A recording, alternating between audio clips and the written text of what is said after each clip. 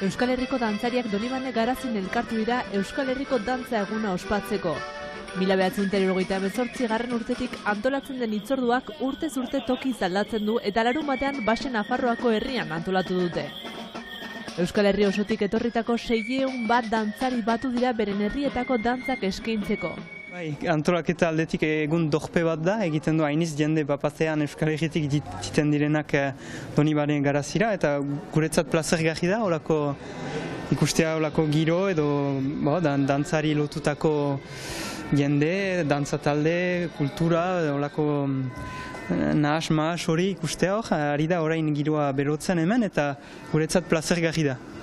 Euskal Herriko 32 taldek beren emanaldiak proposatu dituzte plazan eta presente izan dira ere Uruguai eta Argentinako 2 dantza talde.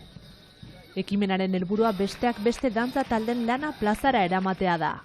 Bueno, helburua da batez ere Euskal Herriko dantzak erakustea zeintzu dira eta lurralde ezberdinak ze dantzak dauzkagun erakustea da batez ere hori, eta gero dantzariak egun eder bat pasatzea, ondo pasatzea, jaia ez da bakarrik egingo dugun emanaldi orokorra, baizik eta gero jarraitzen du afari batekin, erromeriarekin, eta hori da festa egun bat. Helburua batez ere pixka bat gure euskal dantzari nortasunari lotutako zerbait lantzea, Euskal Herriko dantza talde bezala, eta elgarren arteko herri ikuspuntu bat pixka bat sortzea, eta hori da gure nahia olako egun bat antolatzen. Gainera ekimena baliagarria da Euskal Herri osoko dantzarien harremanak sendotzeko. Gero olako harremanak sortzen aldira, ere egun batetik bestera dantza taldeak elkar ezagutuz, eta guk orain arte ere baditugu harremanak Euskal Herri guziko, Nafarroko eta Gipuzkoako dantza talde batzuekin, baina olako egunak ere dira manera sortzeko beste gauza berri bat. Gaur egun euskal dantzekiko zaletasuna osasuntsu dagoela uste dute. Bai, oso biziri gainera. Bueno, herriz herri egiten diren dantza guztiak, hortarako gaudegu ere bai. Gure helburu nagusia da Euskal Herriko dantzak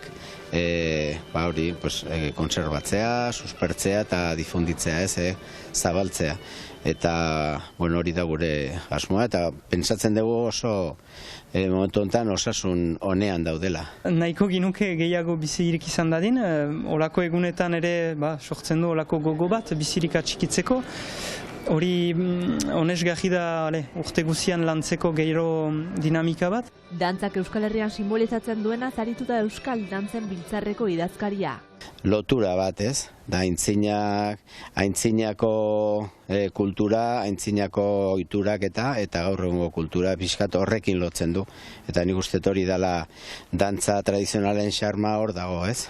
Lotzen du, garai batean ondo pasatzeko eta ospatzeko eta erabiltzen ziren ohiturak eta tradizioak gaur egun ere betetzen ditugula, eta hori da lotura horrek sortzen du xarma, hori da nik uste importanteena dantza tradizionalean. Donibane Garazin antolatutako ekimenean iragarri bezala datorren urtean Donostian iraganen da Euskal Dantzari eguna. Donostiko dantza talde batek eskatu digu 75 urte beteko dituela eta ea posible zan han egitea, eta Donostiko partezarrean ospatuko dugu hurrengo dantzari eguna. Ekimenean erran duten bezala dantzatzen duen herria ez da inoiz hilko.